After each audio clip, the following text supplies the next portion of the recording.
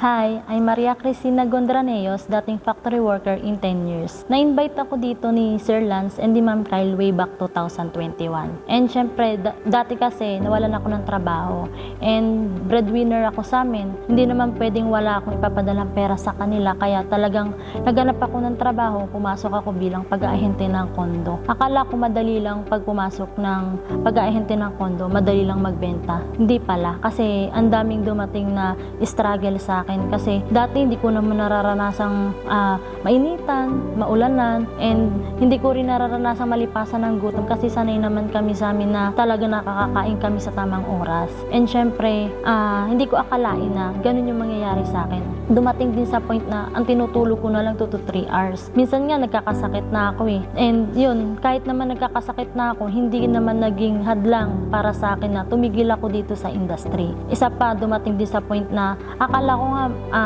hindi na ako tutuloy kasi before kasi may client ako na na-reject. Kumbaga, kasalanan ko, and ang nangyari nun, akala ko suko na ako, pero kundi dahil sa mga mentor ko, nagtuloy-tuloy pa rin ako. Nakinig lang ako sa kanila. And syempre, bakit nga ba ako nakinig sa kanila? Kasi alam ko kasi sa sarili ko, and alam ko rin na sila yung makakapagbigay sa akin ng maraming benta and yung magiging successful yung buhay ko dito. Dumating din sa point na pag sinabi ng mga mentor ko na umattend ka ng meeting, a-attend ako ng meeting, umattend ka ng training, a-attend ako ng training. And dumating din sa point na nagkaroon ng body and soul. And syempre, may bayad yun 1,000 pesos. And syempre, nakipag sa akin yung manager ko na kapag bumenta ako this month, hindi na ako magbabayad. Kaya talagang pagka BNS ko, talagang lahat ng natutunan ko sa loob, in-execute ko and pinanggigilan ko. Kaya within 3 days, nakabenta talaga ako nung time na yon. And hanggang sa nagtuloy-tuloy lang siya. And doon ko naintindihan kung ano ba talaga yung deepest why ko and ano ba talaga yung pangarap ko sa buhay. Hanggang sa, naging successful na ako in 8 months. Nagkaroon ako ng sasakyan na expander cross. Siyempre, hindi lang yon kasi nagkaroon din ako ng mga property and naging milyonaryo din ako sa industry na to. At ang kagandahan doon, marami na akong taong natutulungan. Siyempre, unang-una yung mga seller ko na nagkaroon na rin ng mga sasakyan, kumita na ng malaki, and hindi lang yun kasi talagang dito sa industry, talagang dito ko naranasan yung mag-travel sa ibang bansa and sa iba't ibang lugar na libre lang. And syempre, ngayong 2024, talagang napakalaking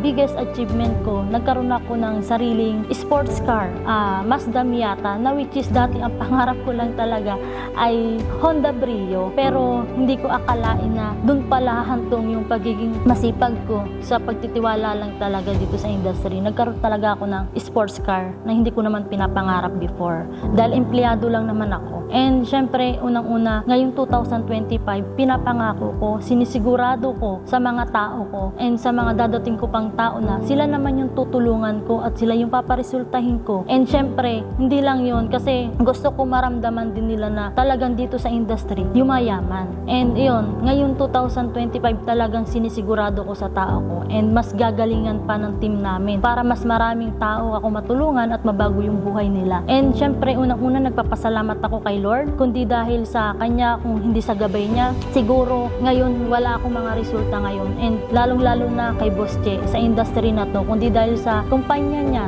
hindi kami magiging ganito yung buhay namin. And syempre sa Team Unstoppable, kay Ma'am Julie, na patuloy na nagme-mentor at nag-guide kahit may problema ako, nandyan pa rin siya. Si Ma'am Sol na walang sawa na sumusuporta sa amin kahit na matigas yung ulo ko. And yun, andun pa rin siya na lumalaban pa rin kami, and eto, nandyan siya para gabayan kami kahit na sobrang tigas talaga ng ulo ko. And yun, yes, mentor na lang talaga ako. And syempre, nagpapasalamat din ako sa mga client ko na nagtitiwala sa akin hanggang ngayon kasi kundi dahil naman sa kanila, kung ano yung meron ko ngayon, wala talaga. Kundi dahil sa kanila, wala ako ngayon ng mga resulta kasi sila yung nagbigay sa akin ng maraming benta at yung tiwala. Kasi yun yung pinaka-importante, yung tiwala ng kliyente. And syempre, nagpapasalamat lalo ako sa mga tao ko na nandyan pa rin sa akin kahit nagkakaroon na ng problema, kahit anong pagsubok, kahit pa yun ay nagkakaroon ng tampuhan, nandyan pa rin sila na nag-i-stay at naniniwala at nagtitiwala sa akin at sa sarili nila na magkakaroon sila ng resulta at magandang buhay dito sa industry. Ako si Maria Cristina Gondraneos, dating